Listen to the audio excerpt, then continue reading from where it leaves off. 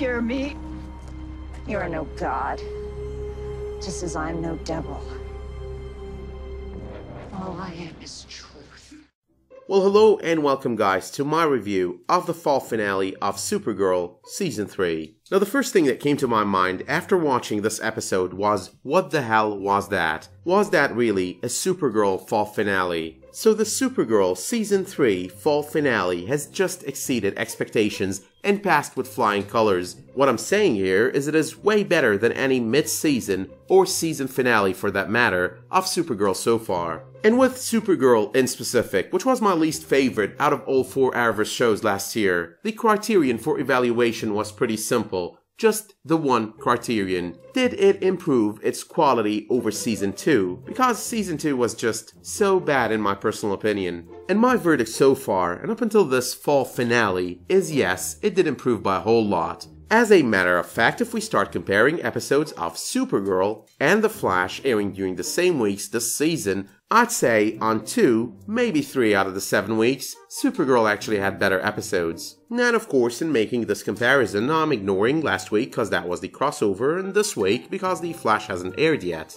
But back to my point, I think that this season of Supergirl so far is way better than seasons 1 and 2 combined. And it is simple really, they did a couple of things there that basically shook things around. For one thing, they did move a bit away from your typical focus on relationships, like it's some sort of a rom-com. The way they did it last season with Win and Lyra, Alex and Maggie, and Kara and Mon-El, that was just a little bit too much. I would have probably been fine with them focusing on only one of the 3 relationships in last season, but then focusing on all 3 and just ignoring Supergirl in action, like giving her so little screen time. And that just didn't feel right, cause you're sitting here watching a series titled Supergirl and you're expecting you're gonna see a lot more Supergirl in action centric arcs. But instead, we were getting a lot more of the rest and a lot less of what we're supposed to be watching. And that was just a total turn-off when it came to Supergirl Season 2. But here is one thing I found extremely interesting about this fall finale. Over the course of this episode, and even though I'm not the biggest fan of the Kara-Mon-El relationship, I did find myself interested in it.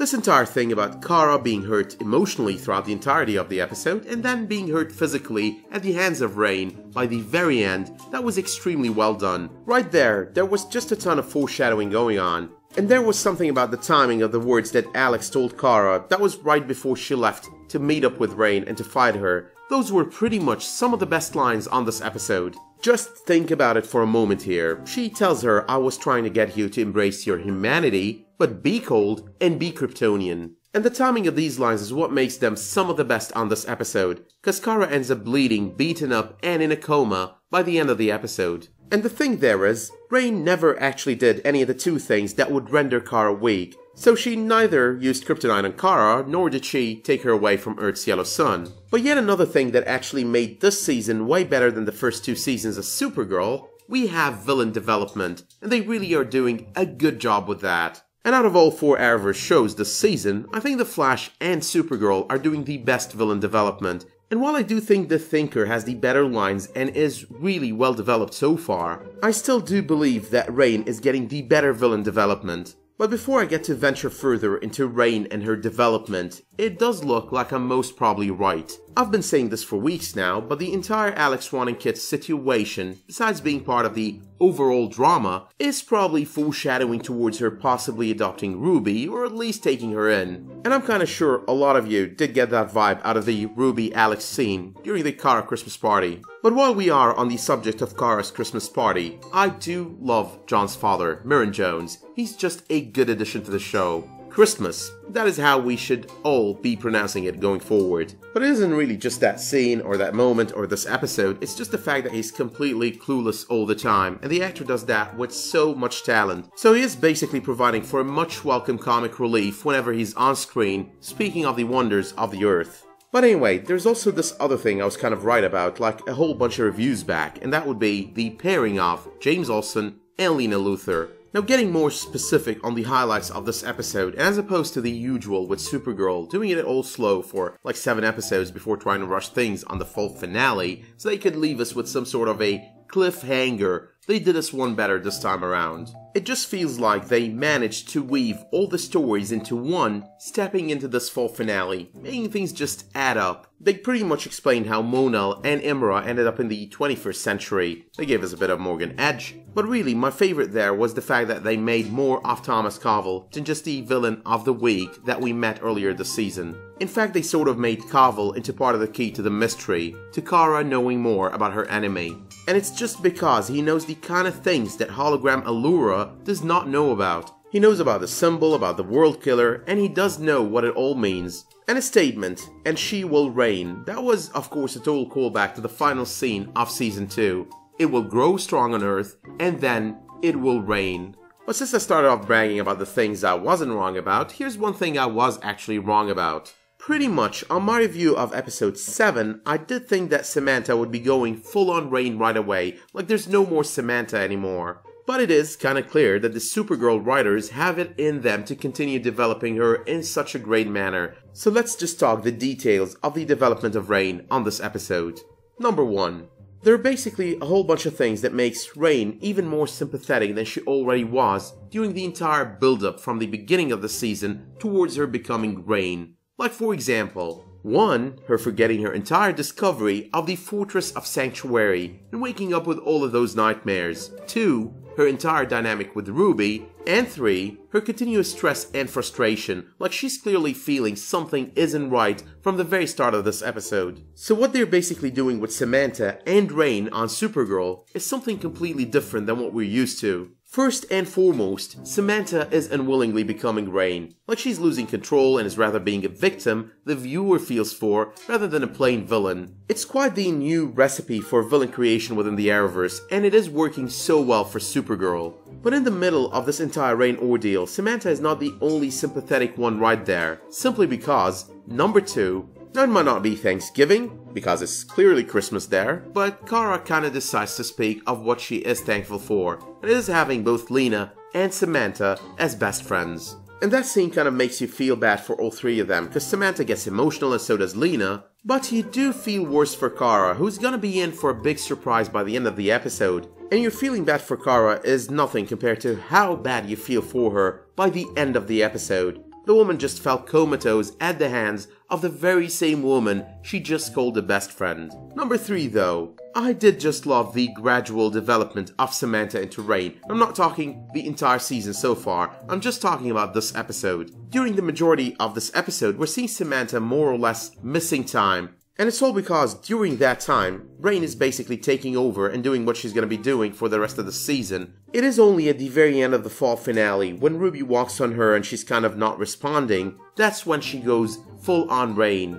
In the least, that is what it seemed like. And moving on to number 4, now this one isn't really so huge in the development of Reign arc on this episode, but I did find it quite ironic how Samantha gave Ruby a necklace with the Supergirl symbol for a Christmas gift. She basically gave her daughter a gift representing this superheroine that she's gonna be attempting to kill on the same episode and on the same night. Number 5 though. It is true that Reign is actually being developed differently than the rest of the villains of the Arrowverse this season. But as a villain, she does have certain qualities that she kinda shares with villains like the Thinker and Vigilante. So even when she's not Samantha and she's more Reign, she isn't really starting as a full-on villain. Because yes, there are even more layers to her development. So instead of seeing Reign starting off as the bad guy, she's basically starting as some sort of vigilante. Now besides drawing all those world killer symbols, she's only taking down bad guys at first. Of course she's using non-Supergirl, unorthodox methods, but nonetheless, she's still fighting the bad guys there. Number 6. To further the development I've been talking about for the majority of this video, I did love how she's slowly getting bits and pieces of Reign into her Samantha as well. I mean, those little details are really good to watch, like when she looks at Morgan Edge's photo on the laptop and goes, "He shouldn't be alive." That moment was actually quite dark, but it was also sympathetic, because she's definitely losing control, one bit at a time, and it just keeps happening faster. I cannot say though that I was against Reign going after Morgan Edge there, especially after that call he made to Lena. I'm totally with her on that one. Finally though, number 7. Reign and Supergirl facing off, Samantha being both the victim and the villain. that was quite the thing to watch there. Watching her being the world killer not too long after she was being this loving mother, not too long after having that conversation with Ruby about how they're stronger together. That is just good build-up. But she is most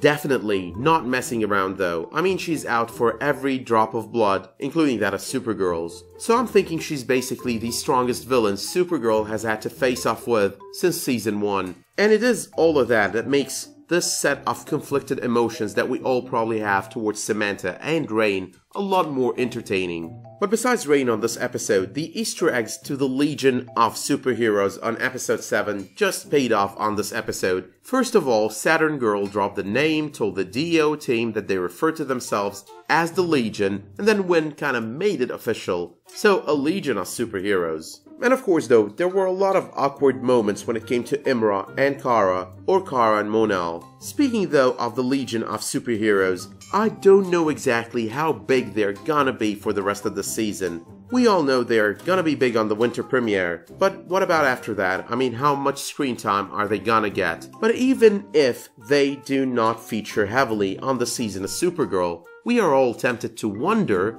are they gonna be the CW's next Arrowverse spin-off? But besides that, I'm also tempted to ask these two other questions. Number 1, is Samantha redeemable? And number 2, are the Legion of Superheroes gonna end up going back home with the help of the Legends and possibly Cisco? But that is, unfortunately, all I've got on the mid-season finale of Supergirl. So let me know in the comments what you thought of this episode and what your thoughts are on the questions that I just posed. Let me know as well if you liked this video by dropping it a much appreciated like. And remember, it is much appreciated as well if you subscribe and enable notifications for my future videos. But until I see you next time, thank you all for watching and have a good one.